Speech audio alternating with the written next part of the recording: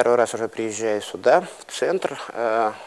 В 2009 году я приезжал как депутат и редактор своей газеты. Сейчас у меня положение слегка изменилось. Я вот уже практически скоро будет год, как являюсь председателем комиссии Совета города Сыктывкара, это Республика Коми, по длинное название бюджету, налогам, экономическому развитию и городскому хозяйству.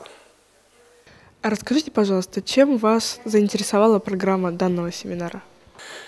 Ну, вот мне кажется, что все-таки второй приезд мой сюда, он будет более эффективным для моей дальнейшей деятельности, потому что здесь все, что нам сегодня преподается, связано с взаимоотношением людей, с психологией, с возможностью руководителя улучшить как-то, скажем, дела предприятия, общение с теми, с кем тебе приходится работать.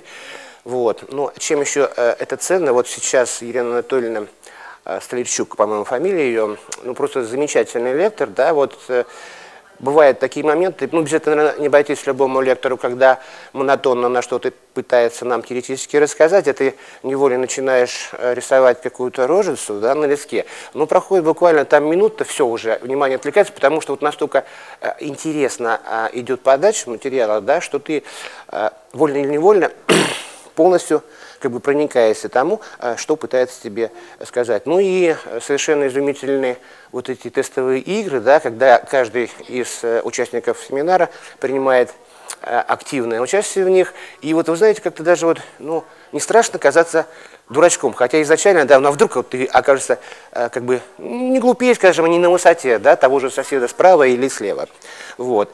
Совершенно этого не боишься, потому что вот сам стиль подачи, да, у Елены Анатольевны, он такой, ну, я бы сказал, щадящий, да, она всегда, если что, придет на помощь, как бы, да, где-то снижирует, может быть, твои какие-то несуразности возможные, поэтому я очень доволен этой поездкой. А по итогам семинара вы в своей работе что-нибудь измените? Я уже перечислил, что видение моей, это бюджет, экономическое развитие города, да, ну, это такие более, скажем, глобальные процессы по себе, но вот именно отношения с теми же работниками администрации, с коллегами-депутатами, конечно же, вот то, что я сегодня получил, я буду практически использовать, да, и, может быть, даже сам соберу по приезду семинар, где вот попробую передать то, что сам получил. Какие ваши дальнейшие планы на повышение квалификации?